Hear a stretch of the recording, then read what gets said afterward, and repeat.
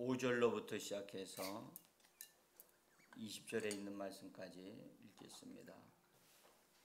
사이신 줄 알고 같이 읽어갑니다. 유대왕 헤롯 때에 아비야 반열에 제사장 한 사람이 있었으니 이름은 사가랴요 그의 아내는 아론의 자손이니 이름은 엘리사벳이라. 이 두 사람이 하나님 앞에 의인이니 주의 모든 계명과 규례대로 흠이 없이 행하더라. 엘리사벳이 잉태를 못하므로 그들에게 자식이 없고 두 사람의 나이가 많더라.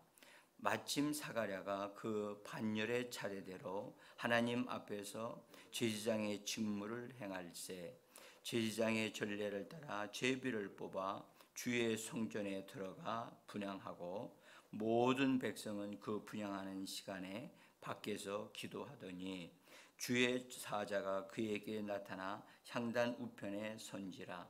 사가랴가 보고 놀라며 무서워하니 천사가 그에게 이르되 사가랴여 무서워하지 말라. 너의 간구함이 들린지라. 네 아내 엘리사벳이 네게 아들을 낳아 주리니 그 이름을 요한이라 하라.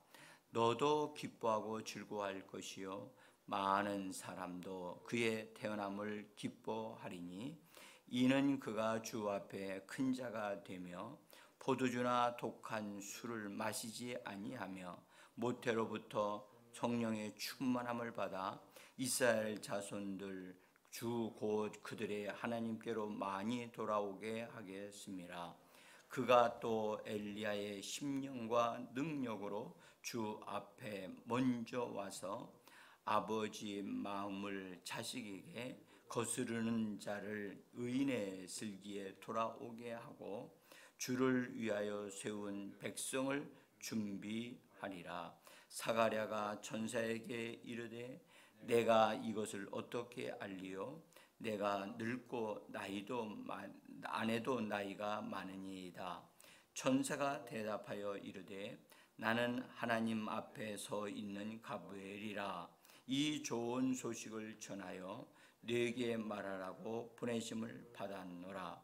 보라, 이 일이 되는 날까지 네가 말 못하는 자가 되어 능히 말을 못하리니 이는 네가 내 말을 믿지 아니함이거니와 때가 이르면 내 말이 이루어지리라 하더라. 아멘.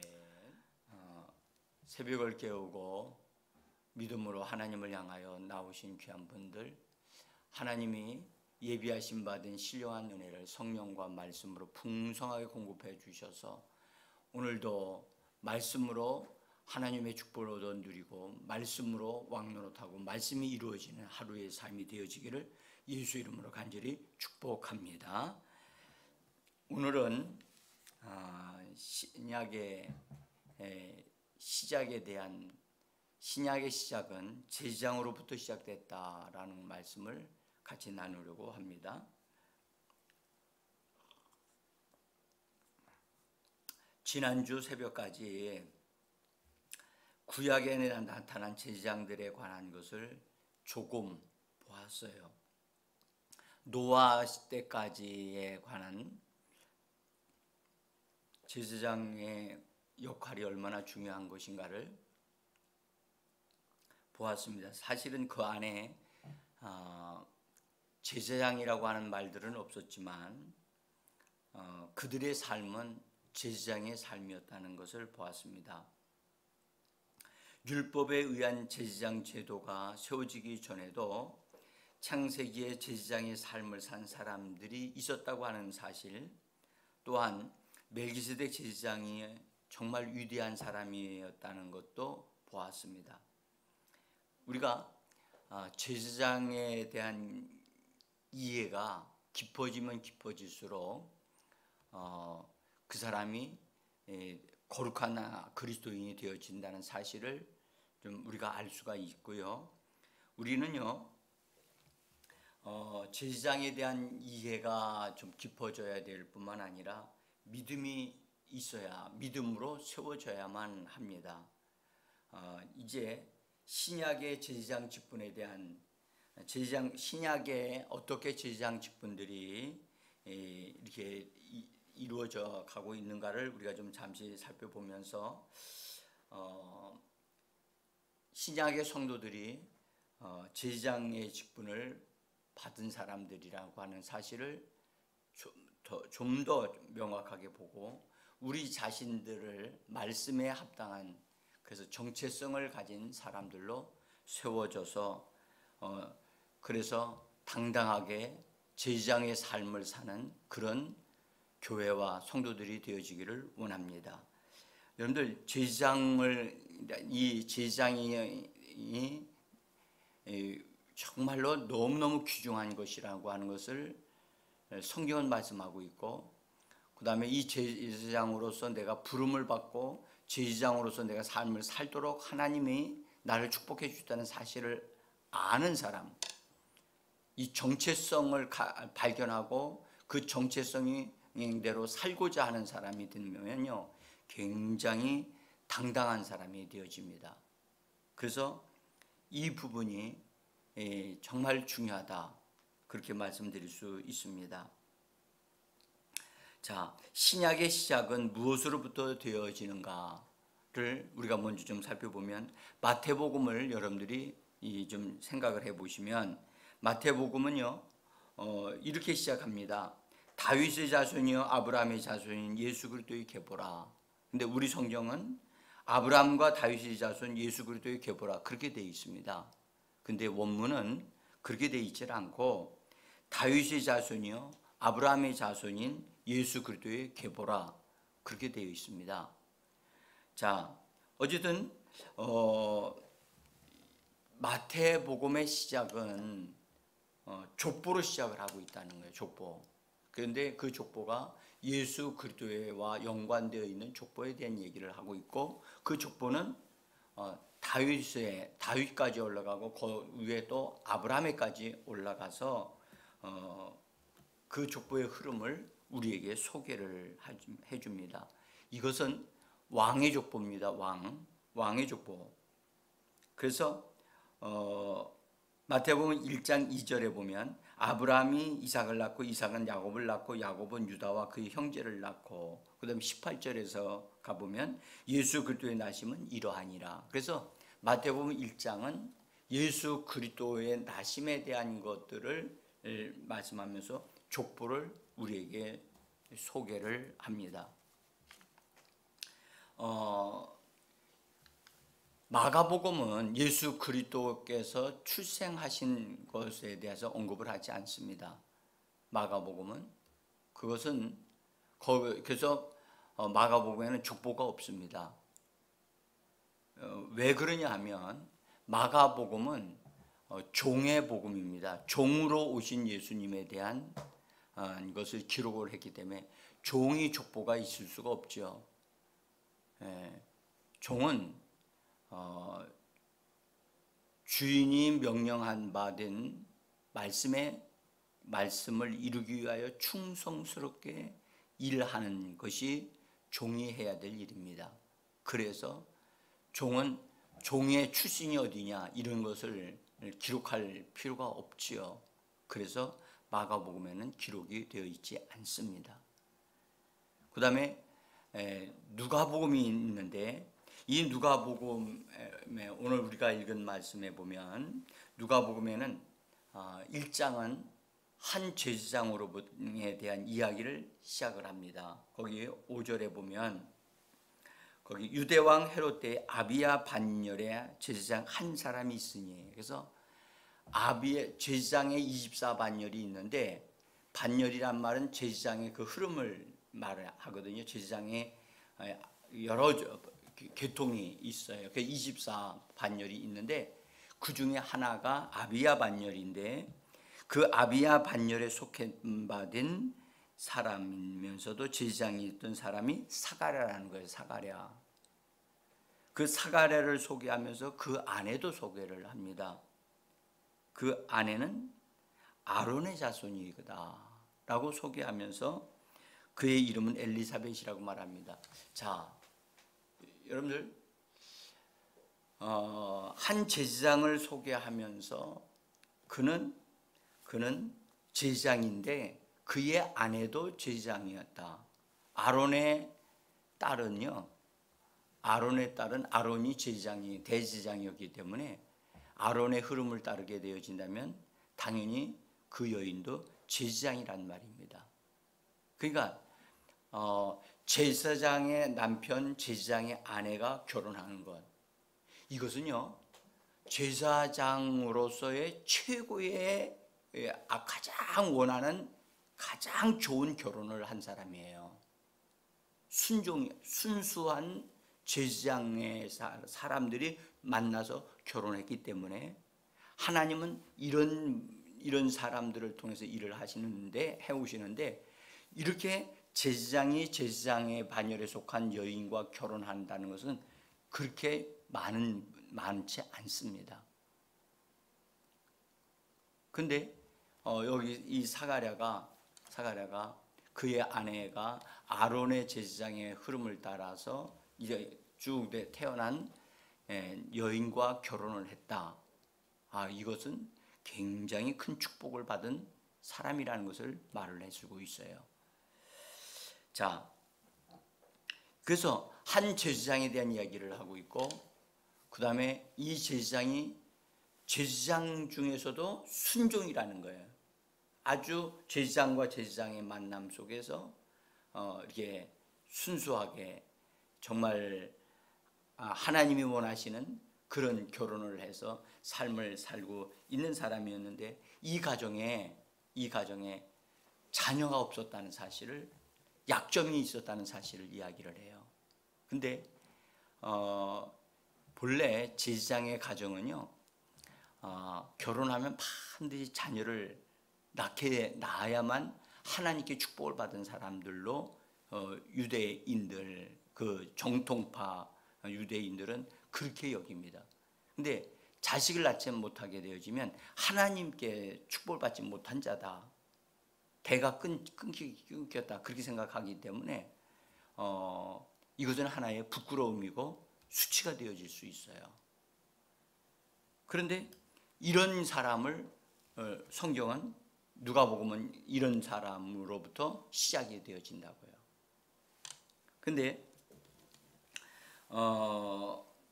이 사가랴고 하는 사람이 자식이 없으므로 항상 하나님 앞에 기도하면서 부끄러울 뿐만 아니라 정말 다른 제사장들이 자기를 볼 때 정말 축복을 받은 제사장으로서 이런 축복을 자녀들의 축복을 받아서 그래서 다른 사람들도 결혼할 때 축복해 줄 수 있는, 그래서 당신들이 결혼해서 자녀를 많이 낳기를 바랍니다, 이렇게 축복을 할 수 있는 사람이 돼야 되는데 그렇게 되지를 못했기 때문에 이 사가랴의 제사장 직분을 감당하는 것은 감당은 하겠지만은 그렇게 자랑스럽지는 않았다는 거예요. 여러분, 우리가 하나 아셔야 될 것은 우리가 하나님의 부르심을 받았을 때 다 장점만 있는 사람이 아니라는 걸 꼭 기억하셔야 돼요. 그래서 좋은 면도 있지만 부족한 면도 있다는 사실을 아시고, 근데 하나님은요 부족한 부분을 들어서 쓰시는 하나님이시기도 한다는 사실을 이 말씀을 통해서 우리가 알 수가 있어요. 그러니까 사가랴는 자기의 부족함 때문에 항상 겸손하고 하나님만을 찾고 언젠가는 하나님이 나에게 아들 주실 것이다, 그런 기대감을 가지고 그가 제사장 직무를 감당했다는 거죠. 본래 제사장은요 이 제사장의 직분은 유전이 돼요. 다시 말하면 제사장의 가정에서 태어난 사람이라야 제사장이 될 수 있다는 거예요. 그래서 아론의 자손들만이 제사장이 되어질 수 있어요. 그러니까 제사장이 되고 싶어도 구약시대는 제사장이 될 수가 없는 거예요. 태어남으로 말미암아 되어지듯이. 자, 근데 이 사가랴가 자식이 없는 것 때문에 약점이 되어져서 그것으로 인해서 하나님 앞에 간절히 기도하면 기도할수록 믿음이 생기는 거예요. 하나님이 주신다. 하나님은 반드시 주실 수 있다. 그런 믿음은 생기는데 현실은 자식이 생기질 않는 거예요. 예? 여러분들 이것 같이 여러분들 마음을 힘들게 하는 거 없어요. 근데 하나님은 이 사가랴를 하나님이 쓰시겠다고 하는 그런 뜻을 가지고 쭉 인도해 오셨어요. 결혼을 한 지 10년이 됐고 20년이 됐는데 자녀가 생기지 않아요. 이제 30년 차 되어져서 이제 됐는데도 자녀가 생기지 않으니 여러분들 이제 나이가 50이 넘어서 부부가 자녀를 낳지 못하는 상태가 되었을 때 여러분들 그들의 마음이 어떻겠습니까? 예? 그러니까 지금 현재 이 사가랴가 신약의 시작에 하나님 앞에 쓰임 받은 사람으로서 정말 이 성경에 기록되고 있다는 사실이 참 놀라운 일이고, 근데 이렇게 약점이 큰 사람이 하나님께 그 신약의 문을 여는데 쓰임을 받는 사람이 됐다고 하는 것이 정말로 놀랍지 않습니까? 많은 제사장들이 자녀들을 많이 낳아가지고 자랑스럽게 여기는 사람들이 많았거든요. 그런데 하나님 그런 사람을 쓰지 아니하시고 자녀가 없는 사가랴 가정을 신약의 문을 여는 그런 가정으로 쓰셨다는 사실이에요. 약점이 있어도 굉장히 큰 약점이죠. 그런데 하나님은 그런 약점을 가진 사람이라 할지라도 믿음을 잃지 않냐고 끝까지 하나님이 붙들어 주셔서 그래서 믿음이 우리가 유지도 해야 되지만 하나님의 은혜를 주시고 붙들어 주셔야 그 믿음이 유지가 돼요. 예? 그래서 사실 우리가 기도했는데 10년째 20년째 그 응답이 안 되고 현실로 나타나지 않았다. 여러분들 그거요 정말 굉장히 우리 그런 당사자를 굉장히 괴롭히는 거거든요. 예? 아니 저 사람 믿음이 있는 것 같이 말하고 행동하는데 왜 현실적으로 이런 것이 이루어지지 않느냐. 이거요 정말 굉장히 힘든 일입니다. 근데 신약은 하나님은 이런 사람을 신약의 시작을 할 때에 누가복음에서 이것을 소개하고 있다는 사실이. 그리고 이 사람이 하나님이 그분의 독생자를 이 땅에 보내실 때 이런 사람을 통해서 드러나도록 하나님이 쓰셨다고 하는 것이 정말로 여러분들 그래서 우리는 믿음을 가지되 절대 포기하면 안 되고 낙심하면 안 되는 거예요. 예? 그래서 믿음은 끝까지 믿는 거예요. 끝까지. 예? 자, 이 성경은요 침례 요한이 예수님보다 먼저 온 사람이라는 것을 증거하고 있어요. 이것은 뭘 말하냐면 예수님은 제사장 지파에 속한 분이 아니세요. 근데 하나님은 독생자 예수님을 이 땅에 보내실 때에 그냥 보내시지 아니하시고 예수님 제사장의 계열을 통해서 미리 준비되어지게 하신 다음에 예수님을 보내셨다는 거예요. 이게 참 놀라운 일인데요. 여러분 구약의 흐름을 보시면 그 북이스라엘이 망하고 남유다가 망해요. 그래서 나라가 없는 상태로 쭉 내려가 보면 이제 나라도 없고 왕도 심지어 포로로 잡혀갔다가 거기서 다 죽임을 당하고 나중에 이제 이스라엘 백성들이 다시 돌아오지만 나라가 없는 상태가 된단 말이에요. 그리고 암흑기가 시작이 돼요. 암흑기란 선지자도 없고 말씀도 없는 시대가 약 700년이 돼요. 그러니까 암흑기에 접어들면서 이스라엘 백성들에게는 하나님의 말씀이 주시는 게 없는 거예요. 그런데 놀랍게도 제사장 계열에 있었던 이 사가랴가 그때까지도 말씀을 유지하고 하나님을 붙잡고 살아오고 있다는 이 사실이 놀라운 거예요. 근데 하나님은 이 사가랴를 예수님이 이 땅에 오실 때 들어서 쓰시는 것을 봅니다. 자, 이것은 뭘 의미하느냐 하면 예수님이 드러나고 말씀이 드러나려고 하면 반드시 제사장의 흐름을 가지고 있는 사람들이 있어야만 예수님이 드러날 수 있다는 거예요. 그러니까 신약은 그냥 시작한 게 아니에요. 그냥 예수님이 태어나셨다 그렇게 시작된 게 아니고 제사장의 무리, 이스라엘 백성들의 제사장의 무리들이 있는데 하나님이 그 제사장의 무리들을 끝까지 붙들고 계셨다는 거예요. 그들 가운데서 사가랴가 나타나서 사가랴를 통해서 그에게 간절히 몇십 년 동안 기도했는데 그것을 하나님이 들으셔서 응답으로 아들을 갖게 하시면서 하나님이 그 아들이 태어나게 되는데 그 아들의 이름이 요한이라고 할 것이다 라고 하시는 계시를 주시잖아요. 그래서 이름을 하나님이 지어주셨다는 것이 이것 또한 놀라운 거예요. 대개 이름을 누가 지어줍니까? 부모가 지어주잖아요.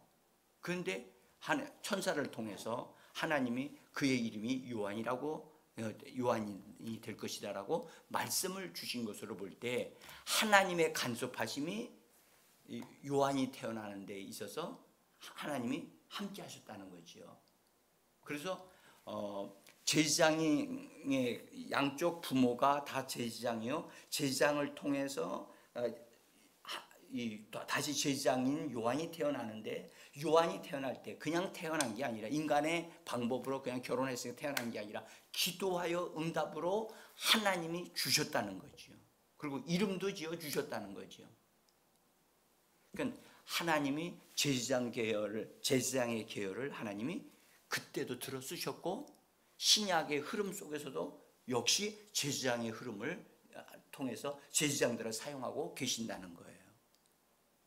그래서 여러분 우리가 왕이신 예수가 드러나기 전까지 제사장의 직분을 감당하는 무리가 있고 그 무리를 통해서 하나님이 역사하신다는 것을 우리가 이걸 보면서 이 시대에도 성도들 가운데 제사장의 직무를 감당하는 사람들을 통해서 하나님이 역사하신다는 것을 우리가 분명히 보아야 한다는 겁니다. 제사장의 직무가 뭡니까? 오늘 사가랴를 통해서 성전에 들어가서 성막 안에서 성막을 돌보고 섬기는 일을 했다. 하나님을 섬기고 기도했다는 얘기를 하고 있잖아요. 그렇습니다. 이 시대에도 여러분들 예수 믿고 구원받은 사람들 가운데 특별히 하나님 앞에 나와서 하나님 앞에 기도하는 이 사람들이 하나님 앞에 쓰임을 받는 사람들이 되어진다는 거예요. 제사장의 직무 중에 가장 중요한 게 뭐냐? 기도하는 거거든요. 기도. 새벽을 깨우고 나와서 기도하는 거. 여러분들 솔직히 새벽을 깨워서 나온다는 것은 이거 쉬운 일은 아닙니다. 네? 그런데 이렇게 나와서 기도함으로 인해서 여러분들 우리 자신도 모르는 사이에 특별히 이방인이었던 우리들이요 이렇게 기도함으로 하나님의 영으로 적셔짐을 받고 하나님의 예비하신 어떤 일들을 위하여 쓰임받는 그런 사람들이 된다. 굉장히 중요한 거죠. 근데 제사장은요 한 사람만 딱 있는 게 아니거든요. 제사장에 무리가 있단 말이에요. 예? 그래서 사도 베드로를 통해서 우리 신약 성경에 말씀하기를 제사장의 그 제사장의 무리가 되어지는 자들이 나오기를 사도 베드로를 통해서 그렇게 말씀을 하셨어요. 자, 이제 우리가 이제 여기서 좀 우리가 하나 꼭 알아야 될 것은, 여러분 예수님을 메시아를 이 땅에 보내시기 전에 여러분들 제사장의 무리들이, 그 제사장인 무리들이 준비되어졌듯이 여러분들 예수님이 재림하실 때도 역시 이 땅에 신약 시대의 제사장의 무리들이 준비되어진다는 것을 꼭 기억하셔야 돼요.